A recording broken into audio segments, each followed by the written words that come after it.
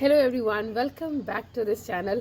आज इस पूरे वीडियो में हम बात करेंगे केवीएस के ही बारे में। और मेरे चैनल पे 2 डाउट्स आए हुए थे कमेंट्स वाले सेक्शन में, तो उसके बारे में भी डिस्कस करेंगे कि उसका जो है क्या सोल्यूशन हो सकता है, और जो डाउट था उसका पूरा का पूरा कोशिश करूंगी इस वीडियो में। तो स्टार्ट करते हैं। फर्स्टली हम केवीएस का जो परमानेंट जॉब है उसका जो पेपर पैटर्न है उसके बारे में थोड़ा सा डिटेल डिस्कशन कर लेते हैं। आफ्टर दैट जो है वो डाउट क्लियर करने की कोशिश करेंगे। तो अगर मैं बात करूं केवीएस के एग्जाम पैटर्न की, तो देखिए, अगर आपको केवीएस में परमानेंट जॉब चाहिए तो उसके लिए आपको 3 अलग अलग स्टेप से गो थ्रू होना होता है।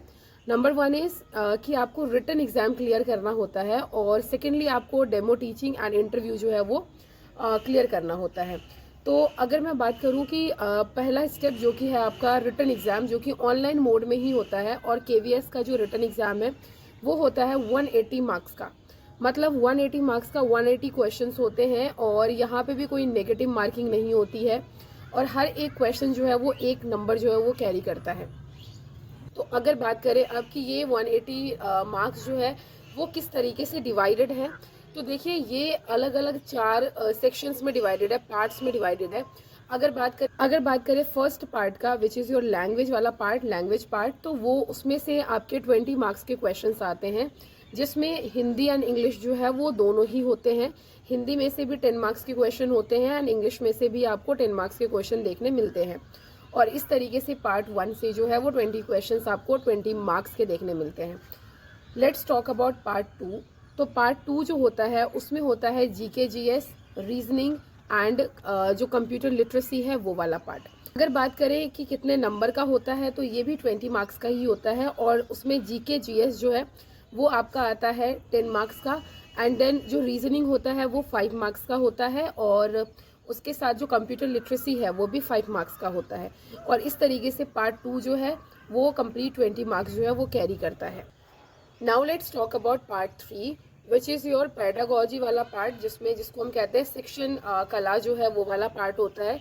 और उसमें जो हम पढ़ाने की विधियां है वो सारी चीज़ें डिटेल उसमें स्टडी करते हैं, और ये लगभग हम अपने बीएड में ही पढ़ चुके होते हैं। तो इसमें से जो है वो आता है 40 मार्क्स का क्वेश्चन, और 40 क्वेश्चंस होते हैं, और हर एक क्वेश्चन अगेन 1 मार्क्स जो है वो कैरी करता है। Now the last part is part number 4, which is your subject specific part. So if we talk about subject specific part, then आपको ये चीज़ याद रखना है कि subject specific part जो है it carries the maximum marks, जो कि है पूरा 100। मतलब अगर बात करें टीजीटी साइंस के लिए, तो डेफिनेटली जो साइंस का पार्ट है उसमें से आपको 100 मार्क्स का जो है पेपर देना होता है ऑफ 100 क्वेश्चंस। वहीं पे अगर बात करें टीजीटी मैथ्स का, तो डेफिनेटली वो सब्जेक्ट स्पेसिफिक में मैथ्स के क्वेश्चन हो जाएंगे 100 आपको, जो कि 100 नंबर के होंगे। अगर बात करें टीजीटी इंग्लिश का, तो वहाँ पे सब्जेक्ट स्पेसिफिक में इंग्लिश वाला पार्ट जो है वो हो जाएगा। बात करें टीजीटी हिंदी का, तो सब्जेक्ट स्पेसिफिक वाले पार्ट में जो है टीजीटी हिंदी के जो हिंदी के जो पार्ट्स हैं उसके 100 क्वेश्चन हो जाएंगे ऑफ 100 मार्क्स। तो इस तरीके से जो है जितने भी सब्जेक्ट्स हैं, अगर हम टीजीटी की बात कर रहे हैं, कि जो ट्रेंड ग्रेजुएट टीचर होता है इन केवीएस, वो है बेसिकली 6 to 10th को पढ़ाने के लिए। तो उसमें सब्जेक्ट जितने भी होते हैं, 6 अलग अलग सब्जेक्ट्स होते हैं, तो वो सारा पार्ट जो है सब्जेक्ट स्पेसिफिक पार्ट में आ जाएगा। आपका जो भी सब्जेक्ट है आप उस सब्जेक्ट पे अच्छी पकड़ बना लेंगे, क्योंकि जब आप एग्जाम देने जाएंगे तो उसमें आपको 100 मार्क्स का आप ही का सब्जेक्ट देखने मिलेगा।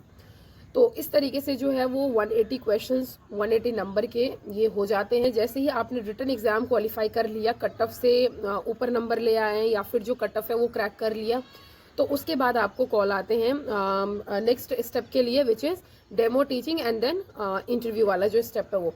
तो इंटरव्यू में ही डेमो टीचिंग भी अलग से कराते हैं, लेकिन डेमो टीचिंग जो है उसमें 30 मार्क्स का होता है डेमो टीचिंग, एंड किस तरीके से आप पढ़ा रहे हैं वो जो कंप्लीट ऑब्जर्वेशन है उसके बेस जो है वो 30 मार्क्स होते हैं आपके, और 30 मार्क्स जो है आपका जो भी इंटरव्यू लेता है पैनल उसके होते हैं।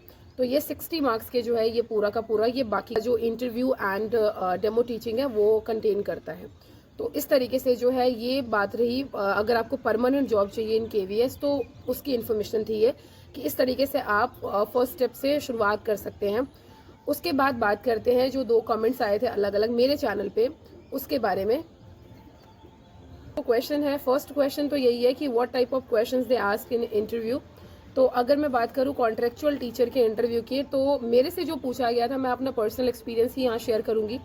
पढ़ के मैं बहुत कुछ गई थी, जैसे कि NEP था 2020 वाला कि नेशनल एजुकेशन पॉलिसी, उसके बारे में भी बहुत डिटेल स्टडी करके गई थी मैं।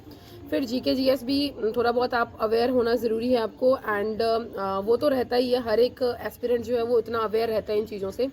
देन उसके बाद जो है इम्पॉर्टेंट चीज़ क्या था ना, जो मुझे लगा कि जो NCERT वाला पार्ट होता है, जैसे कि मैंने TGT साइंस के लिए दिया हुआ था, तो जो NCERT वाला पार्ट होता है, NCERT के जितने भी क्वेश्चंस है, NCERT के सिलेबस से, मतलब आपका जो भी सब्जेक्ट स्पेसिफिक वाला पार्ट है ना, उस पर अच्छी पकड़ बनानी है आपको, क्योंकि वहाँ से काफ़ी क्वेश्चंस पूछे जाते हैं कि आपको सब्जेक्ट पे पकड़ है कि नहीं है, वो जानकारी ज़्यादा इकट्ठा करते हैं वो comparison to any other information. तो अगर बात करें मेरे से क्या क्या क्वेश्चंस पूछा गया था, तो मेरे से फिजिक्स के ज़्यादा क्वेश्चंस पूछे गए थे, जैसे कि ओम्स लॉ को डिराइव करने के लिए बोला गया था। ओम्स लॉ होता क्या है, पहले तो डेफिनेशन से ही शुरुआत करी थी उन्होंने, एंड देन उसको डिराइव करने के लिए बोला गया था, जो कि बहुत ही बेसिक है, ये 9th 10th की बुक से काम चल गया था मेरा तो।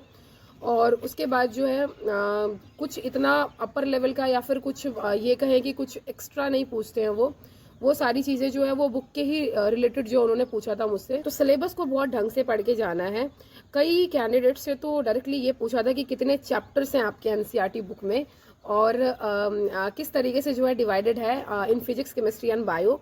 और उसके बाद जो है एक से तो नाम भी पूछ लिया था, बुक के ऊपर का नाम पूछा था मुझसे, ओम्स लॉ पूछा था, डिराइव करने के लिए बोला था, प्रेशर एंड फोर्स के बारे में पूछा था, देन फ्रिक्शन जो है उसके जो टाइप्स है उसके ऊपर एक case study based question type का ही पूछा था।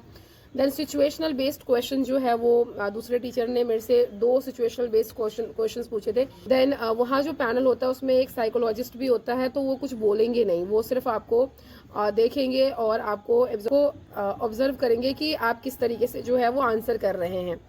और उसके बाद जो है उसके बाद डेमो टीचिंग भी कराई थी। ब्लैक बोर्ड पे ही मेरे से एक डेरिवेशन करवाया गया था, जो 3 लॉज ऑफ मोशन होते हैं, उसको शॉर्टकट में पढ़ाने के लिए बोला था, तो मैंने वो चीज़ भी करके दिखा दिया था। तो अगर मैं अपनी बात करूँ तो मेरे से कुछ भी इतना हाई लेवल का क्वेश्चन नहीं पूछा गया था। जो नॉर्मल NCERTs में 9th 10th के NCERTs में साइंस के NCERTs में आपको मिल जाएगा, वही सारी चीज़ें पूछी थी। और मैक्सिमम क्वेश्चन जो है फिजिक्स का पूछा था मुझसे। ये बिल्कुल बाईलिंगुअल हो सकते हैं आप, अगर बात करें इंग्लिश या हिंदी के अलावा, इवन इंग्लिश के अलावा TGT इंग्लिश के लिए अगर आप अपीयर हो रहे हैं तो आपको फिर इंग्लिश में ही आंसर करना चाहिए। अदरवाइज अगर आप किसी बाकी सब्जेक्ट्स के लिए अपीयर हो रहे हैं तो वो डिपेंड करता है आप जिस भी उसमें लैंग्वेज में कंफर्टेबल फील कर रहे हैं, कॉन्फिडेंट फील कर रहे हैं, आप उस लैंग्वेज में जो है वो आंसर कर सकते हैं। तो वहाँ पे लैंग्वेज इतना बड़ा इशू नहीं लगा था मुझे। और अगर मैं बात करूँ PRT का, तो PRT के लिए आप एक काम कर सकते हैं, पहले से ही डेमो टीचिंग की प्रिपरेशन आप घर में ही करके जा सकते हैं, और मैंने भी वही किया था। साथ में एक पोएम प्रिपेयर कर सकते हैं कि जो भी आप वहाँ पे जाके और डेमो टीचिंग में जो है वो दिखाना चाहे या फिर पढ़ा के दिखाना चाहे, वो चीज़ आप कर सकते हैं।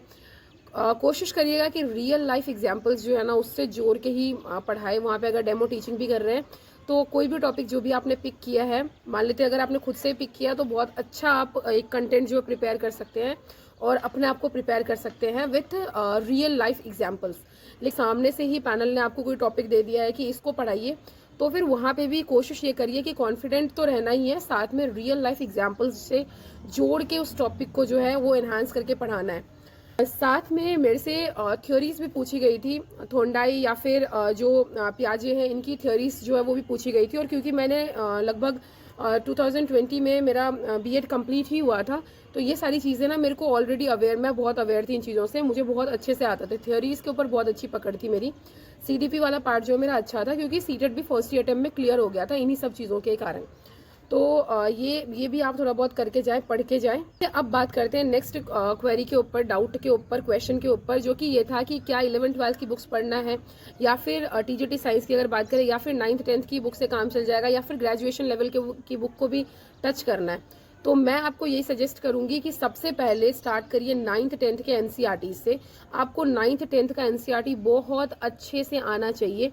देन उसके बाद आप एक और स्टेप आगे हो सकते हैं, 11th 12th की NCERTs कर सकते हैं। और अगर आपने 11th 12th और 9th 10th की NCERTs कर ली है तो तब भी मतलब बहुत अच्छे से कर ली है, PYQs आप लगातार सॉल्व कर रहे हैं, तो बहुत अच्छा नंबर जो है आप गेन कर सकते हैं अपने सब्जेक्ट स्पेसिफिक वाले पार्ट में।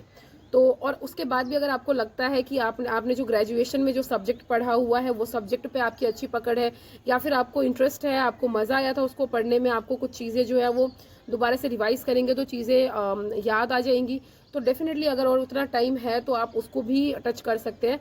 अदरवाइज मेरा सजेशन यही रहेगा, 9th 10th and even 9th 10th is enough. And अगर आपको 11th 12th में भी हो सकता है, तीनों सब्जेक्ट जो है 11th 12th में ज़रूरी नहीं है कि आपको तीनों ही सब्जेक्ट पे अच्छी पकड़ हो। 11th 12th की अगर बात करें तो अगर कोई 2 पे भी अच्छा बैठता है आपका, आप अच्छे से कर पाते हैं, तो आप वो 2 सब्जेक्ट भी पिक कर सकते हैं। Either it is chemistry, bio और फिजिक्स। लाइक फिजिक्स और केमिस्ट्री भी अगर आपकी अच्छी है तो वो आप उसको अच्छे से पढ़ सकते हो 11th 12th की। तो कोई भी 2 सब्जेक्ट जो है वो 11th 12th से प्रिपेयर कर लें तो दैट इज़ इनफ। और साथ में मैं यही सजेस्ट करूँगी आपको कि पॉजिटिव होके इंटरव्यू रूम में एंटर करें और स्माइली फेस के साथ एंटर करें। ये सारी चीज़ें जो है वर्क करती है। हाँ, कॉल आना ना आना that is totally up to the school, और स्कूल का जो भी मैनेजमेंट है उनके ऊपर डिपेंड करता है कि पोस्ट खाली है नहीं है, वो सारी चीज़ें फिर वो अलग हो जाती है। बट अगर आप जा रहे हैं इंटरव्यू देने के लिए तो मैं यही आशा करूँगी कि आप बहुत अच्छे से इंटरव्यू दे के आएँ, और जो भी आपके प्रोज एंड कॉन्स है वो आके आप उसको दोबारा से अच्छा करने की कोशिश करें, और दोबारा आप नेक्स्ट इंटरव्यू में भी अपने आप को उससे बेहतर प्रिपेयर करके जो है अपीयर होने का प्रयास करें। तो ऐसे ही इंसान सीखता है, धीरे धीरे करके ही सीखता है। एक गलतियों के बाद ही दूसरी गलती जो है वो रिपीट नहीं होती है, इसी से इंसान सीखता है। सो इसी के साथ best of luck to every one of you जो भी इंटरव्यू के लिए अपीयर होना चाहता है in KVS in any, and thank you so much. Stay tuned and please like, share and subscribe to this channel. Stay connected. Thank you so much for listening. Thank you.